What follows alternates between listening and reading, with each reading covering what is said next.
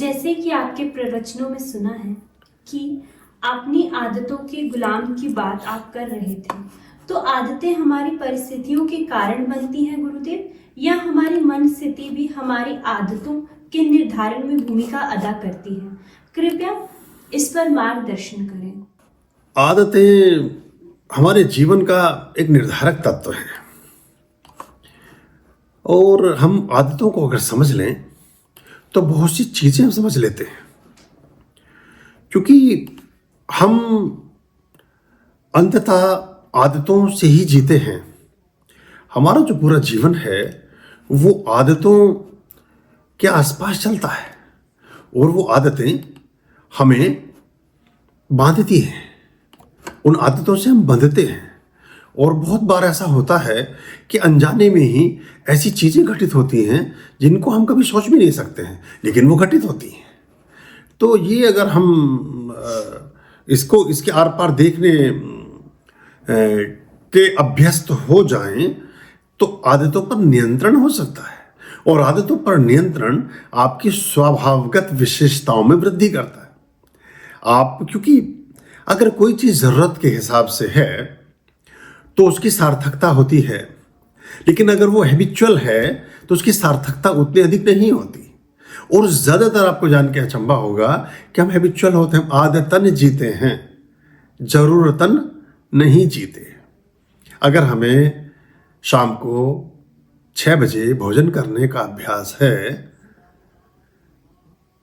और हमें पता ना चले कि 6 बज गए हैं तो भूख नहीं लगती, लेकिन आदतन हम घड़ी देखते हैं और हम कहते हैं कि अरे 6 बज गए, अभी तक खाना नहीं खाया, अच्छा 2 हो गए, अभी तक लंच नहीं किया। शरीर की आवश्यकता नहीं है। बहुत सारे इसमें लैमार्क और डार्विन ने बड़े प्रयोग किए चूहों पर, मनुष्यों को ऐसे कैद कोठरियों में डाल दिया गया कि जहां उन्हें समय का पता नहीं चला, तो आदतों से मुक्त हो गए वो। उनको बाद में बताया गया कि रात के 10 बज गए, बोले अच्छा आज तो हमने लंच भी नहीं किया, डिनर भी नहीं किया। तो आदतें बहुत महत्वपूर्ण भूमिका अदा करती हैं। मुझे एक घटना याद आती है, ऐतिहासिक घटना है, बहुत महत्वपूर्ण घटना है, तिब्बत की है। मतलब ऐसी घटना जिस पर विश्वास ना आए, सामान्य रूप से देखें, साधारण तो उसको देखें तो विश्वास भी ना आए, लेकिन आदमी के मोह के बारे में परिचय देती है, वो आदमी के मोह का पता देती है। लामाओं का एक आश्रम है, तिब्बतन लामाओं का एक आश्रम है तिब्बत में।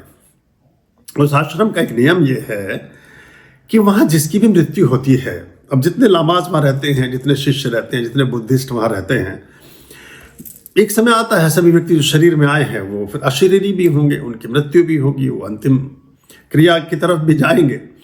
तो वहाँ जब भी किसी व्यक्ति की मृत्यु होती, जिस भी लामा की मृत्यु होती, तो उन्होंने एक गुफा बना रखी थी, एक केव ऐसी बना रखी थी, बहुत गहरी गुफा, अंधेरी गुफा और थोड़ी रपटीली गुफा, यानी कि गहराई नीचे की ओर जाने वाली गुफा, कि उसमें जो भी मरता था उस व्यक्ति को उठाया और उस गुफा में धकेल देते थे। उस खंदक में बड़ी पहाड़ के नीचे के खंदक आश्रम के बराबर में बना रखी थी, और वहां से उसमें वो सरका देते थे उसको जिस व्यक्ति की मृत्यु होती थी। और फिर बड़ा पत्थर 10-20 लोग मिलकर के उसके मुहाने पर लगा रहता था। उस पत्थर को हटाया, जब किसी की मृत्यु हुई उसमें उस व्यक्ति को खंदक में डाला, फिर से पत्थर लगाकर जैसे उसका ढक्कन या दरवाजा बंद कर दिया, चट्टान लगा देते थे बाहर से। उस खो में, उस गुफा में ऐसे बहुत सारे शव बड़े लंबे समय से डाले जाते रहे। एक व्यक्ति पेड़ पर कुछ काम कर रहा था, पेड़ पर कार्य करते करते वो मूर्छित हुआ और नीचे गिर गया। जो शल्य के विशेषज्ञ थे, जो चिकित्सक थे, जो डॉक्टर थे उस आश्रम में, तिब्बतन आश्रम में, उनको बुलाया गया। उन्होंने नब्ज वगैरह पकड़ी, जांच की, तो उन्होंने कहा कि इसकी मृत्यु हो गई है। तो जब मृत्यु हो गई तो फिर सब लोगों ने उसको उठाया और वो ले गए, लेकिन वो व्यक्ति पक्षाघात हुआ था, उसको मूर्छित हो गया था तेज धूप में काम करने से या किसी टहनी वगैरह के सिर पर लग जाने से।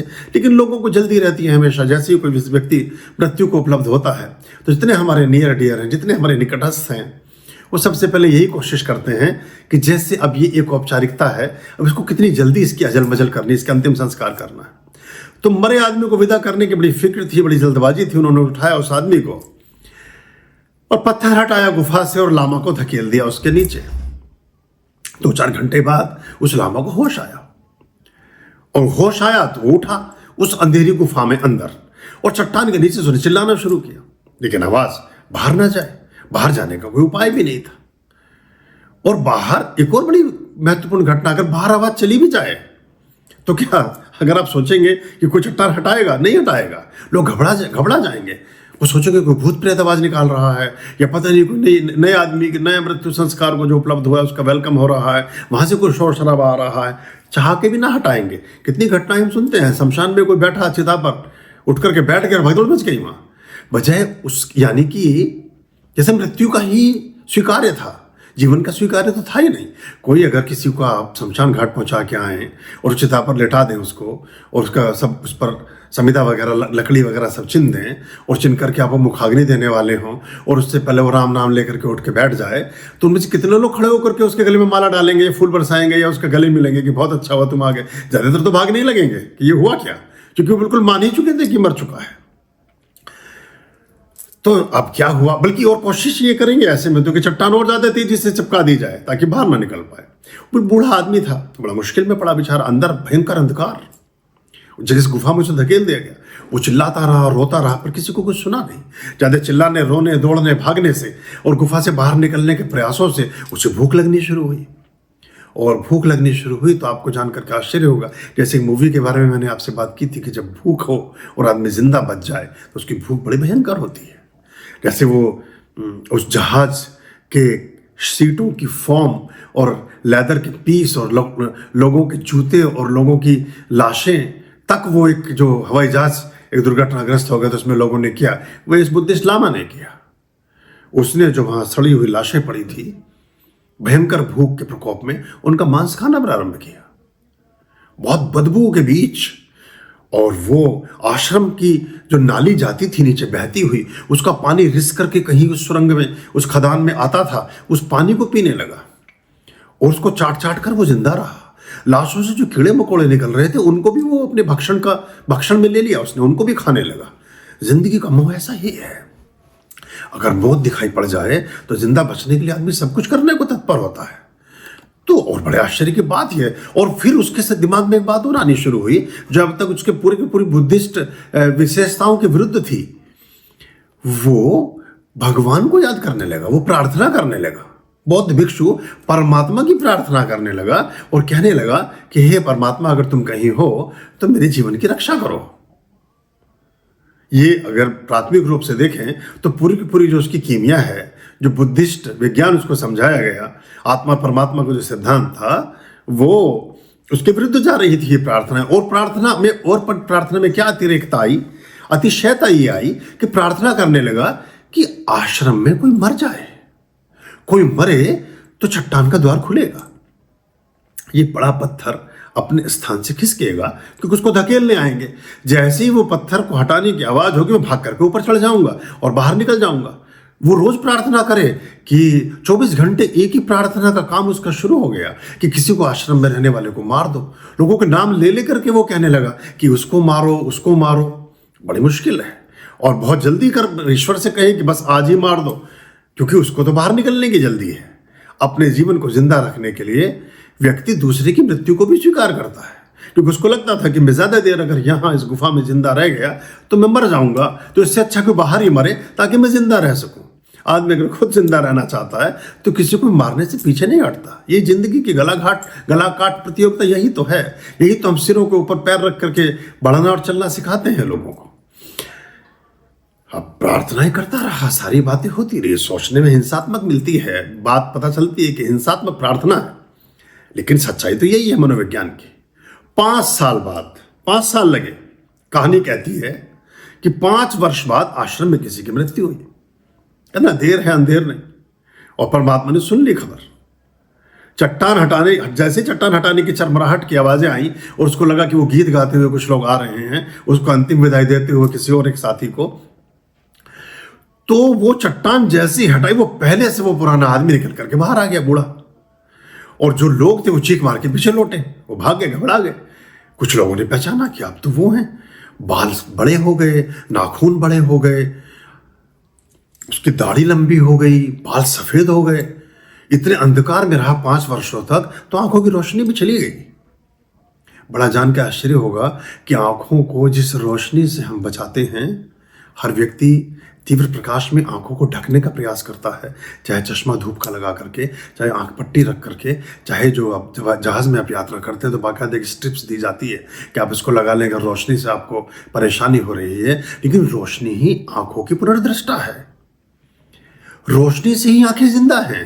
अगर बहुत लंबे समय तक हम रोशनी के अभाव में रहें तो हम कभी देख ना पाएंगे। यही उस बुद्धिस्ट लामा के साथ हुआ, उसकी आंखें चली गई, वो टोटल करके बाहर निकला, आंखें उसकी बिल्कुल खराब हो चुकी थी और भयंकर बदबू उसके शरीर से आ रही थी। सड़ाया मांस और कीड़े मकोड़े उसके शरीर पर चिपके थे। बाहर रहता होता तो जो उसको निर्दिष्ट भोजन था उसको खाता होगा, लेकिन जब कोई सुविधा ना हो और जीवन के संकट और जीवन के अंतिम स्थिति पर आ बने तो जो प्राप्त हो उसी को लोग काम करने लगते हैं। आपको ये भी जान के आश्चर्य होगा कि जो भी जहाँ सुविधा ना हो, जहाँ व्यवस्था ना हो, वहाँ आदमी किसी भी गति को उपलब्ध हो जाता है। हमारी बनी बनाई जो कहानियाँ हैं, हमारे जो सच्चे अनुभव हैं, वो यही बताते हैं। जितने भी तरह के अनुभव वो यही बताते हैं। और 5 साल तक वो रहा। जब वो बाहर निकला तो उसके साथ 2 पोटलियाँ थी। अभी आदत की बात आपने की थी, उसका उत्तर है ये। 2 पोटलियाँ दोनों कंधे पर लदी हुई हैं। एक पोटली में कपड़े, बहुत सारे कपड़े बीनता रहा अंदर, क्योंकि बुद्धिस्ट लामाज में और तिब्बतन एक परंपरा है, तिब्बत का एक संस्कार है कि जब व्यक्ति मरता है तो उसके साथ 2 जोड़ी नए कपड़े रख देते हैं। बहुत सारे अंतिम क्रियाओं में होता है कि हम शॉल ओढ़ाते हैं, बहुत तरह के चादरें चढ़ाते हैं, बहुत तरह के वस्त्र और चीज़ें रखते हैं। लेकिन जब वो उसमें धकेलती थी तो 2 जोड़ी कपड़े उसके साथ रख देते थे और कुछ रुपये सिक्के भी फेंक देते थे। तो एक पोटली में उसने जो था रुपये बांधे हुए थे और दूसरी पोटली में कपड़े बांधे हुए थे, और दोनों पोटलियाँ उन लोगों की मदद से उसने बाहर खींची। और लोगों ने कहा कर क्या रहे हो, तुम अभी तक जिंदा हो? कहता हम जिंदा हूँ और भला चंगा हूँ, और ये मेरी 5 साल की कमाई है। 5 साल तक मैं अंदर बैठ करके जितने भी जहाज जिस भी डेड बॉडी के पास कहीं भी कोई रुपया सिक्का पड़ा था, मैं से बीनता रहा, इकट्ठा करता रहा, और मैं सोचता था कि मैं अंदर बैठा हूं तो कुछ तो कमाई करूं। और वो ढूंढ लिया उसने वो सब। तो आदमी अगर मुर्दाघर में पड़ा हो और बिल्कुल अंतिम मौत के दर्शन करता हो, पैसे इकट्ठा करने में तब भी उसका लालच और लोभ नहीं जाता, तब भी वो जिंदगी भर की आदतें ऐसी चली नहीं जाती। तो आदतों का जो प्रश्न है, जो हमारा स्वभाव है, वो परिस्थिति जन्य नहीं है, वो मन स्थिति जन्य है। मन की जो अवस्था है वही आपके जीवन की सारी व्यवस्था का निरूपण करती है, जीवन की सारी व्यवस्था का निष्पादन करती है। निष्प्रयोज्य अवस्थाएं आदतें नहीं निर्मित करती, प्रयोज्य अवस्थाएं ही आदतों में संलग्न करती हैं, आदतों में संलिप्त करती हैं, आदतों के प्रति उत्प्रेरित करती हैं, और उन आदतों से हम जिंदा रहते हैं। तो जो व्यक्ति जिसको ये भी भरोसा नहीं कि जिंदा बचूंगा कि नहीं, कहीं पहुंचूंगा कि नहीं, वो भी उन चीजों को इकट्ठा कर रहा है जिन चीजों को त्याग चुके हैं। जीवन ऐसे ही चलता है। तो स्वभाव से हम जिंदा होते हैं। अगर हमें ये पता ना चले कि जैसे मैंने जहां से प्रारंभ की थी बात के, दिन के 2 बज गए या 4 बज गए तो भूख नहीं लगेगी आपको। तो ये जरूरत जन्य नहीं है, ये आवश्यकता जन्य नहीं है, ये आदत जन्य है। घड़ी देखकर भूख लगती है, शरीर की गति से भूख नहीं लगती। योगी और भोगी, संसारी और वियोगी में यही एक अंतर होता है कि वो अपनी सुनता है, अपने मन बुद्धि और विवेक की सुनता है, अपने बॉडी माइंड सोल का अनुसरण करता है, ना कि घड़ी का। समय का अनुसरण वो नहीं करता, समय उसका अनुसरण करता है। जब भगवान श्री कृष्ण ने गीता के बहुत सारे उपदेशों में कहा, तो आपके प्रश्न का उत्तर यही है जो आपने प्रश्न पूछा।